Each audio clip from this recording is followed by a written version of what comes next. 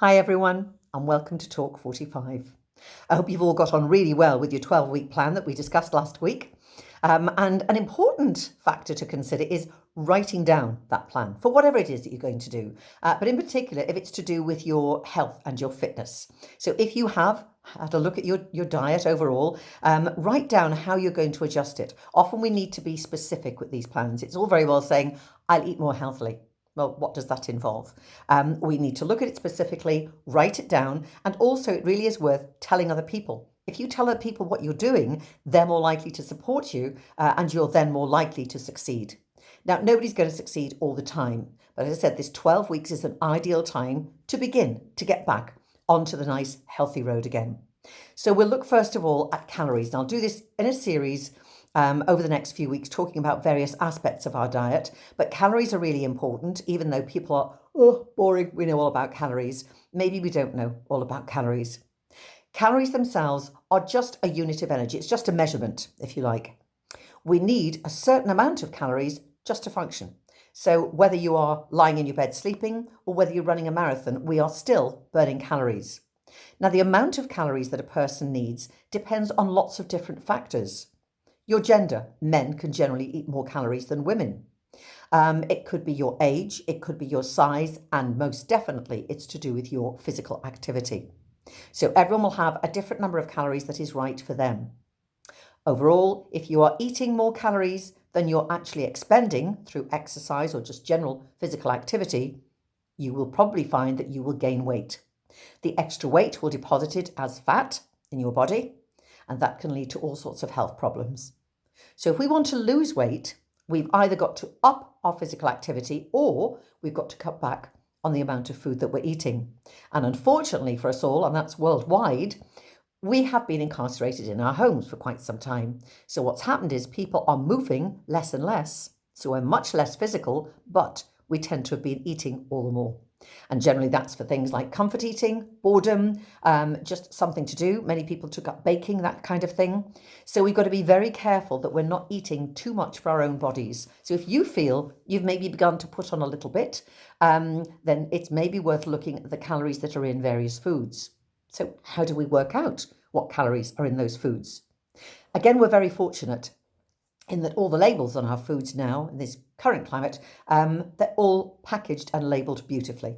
We can see exactly how many calories are in 100 grams, or perhaps in a portion, or per item. Just to give you an example, the M&S, we've talked about this before, the little rectangular Jaffa cakes.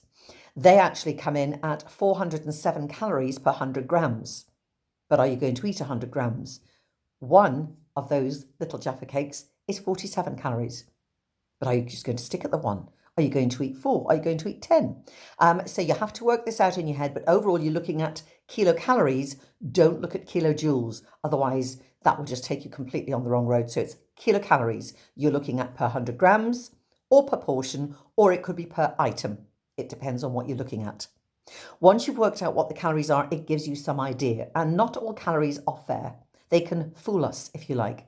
So it could be that you said, oh, I only had a tiny little chocolate, or I only had a little.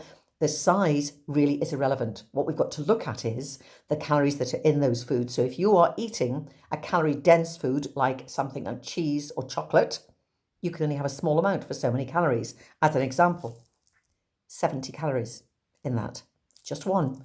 How many people will actually go and eat one of those? So people say I've only had a little something. Just because it's small in size does not mean it's very few calories. You can have a great big plate of salad, which will amount to almost no calories at all.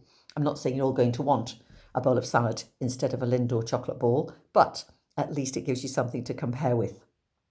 So you've looked at the labels and you've worked out what the calories are. Then we've got to look at the confusion with calories in that, as I said, calories aren't all equal. Really, when you look at the amount of calories that are in any food, it doesn't tell you whether that's nutritious. So you could be eating empty calories. And what do I mean by empty calories? They're things like alcohol or sugars, added sugars in particular, rather than the fructose, which are the fruit sugars. So they're known as empty calories, and they really don't do us any good at all. So your food needs to provide you with vitamins and minerals, all the essential things that we need to survive and to have a healthy body.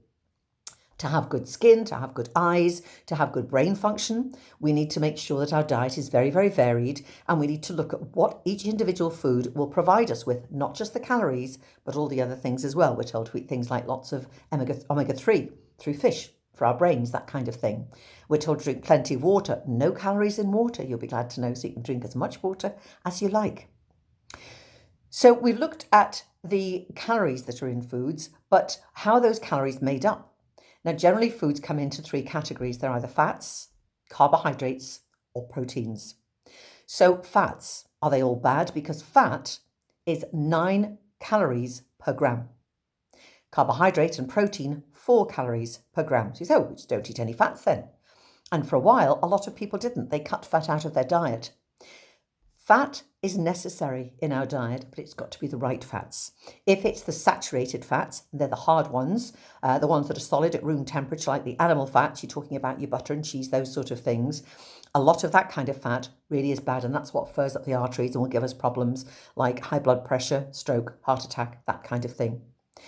There are the trans fats. These aren't good. These are the ones that are manufactured, and they're manufactured so that they will actually extend the life of a product, and you find it mainly in highly processed foods, things like your biscuits and cakes and sweet desserts, that kind of thing.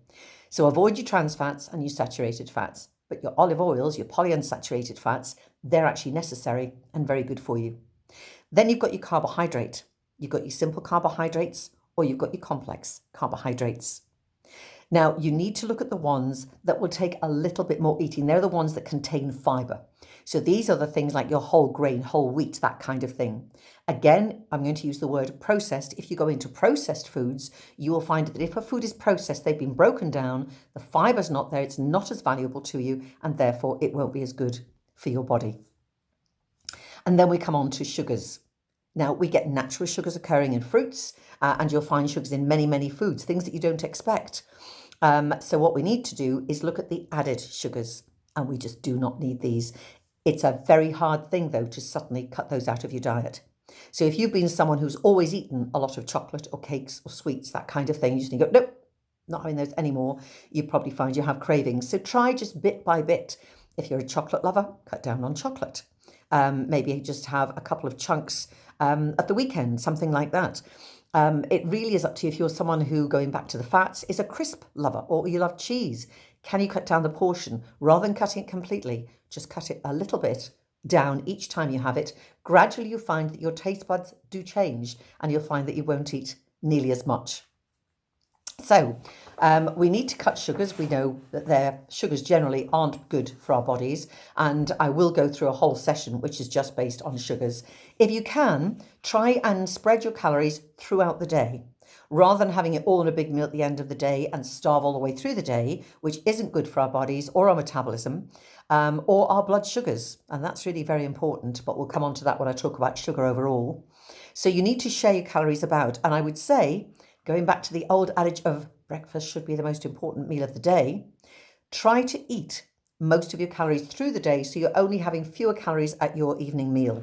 What happens generally is people either have a small or no breakfast at all. They have a rushed small lunch and then pile up their plate in the evening at dinner time.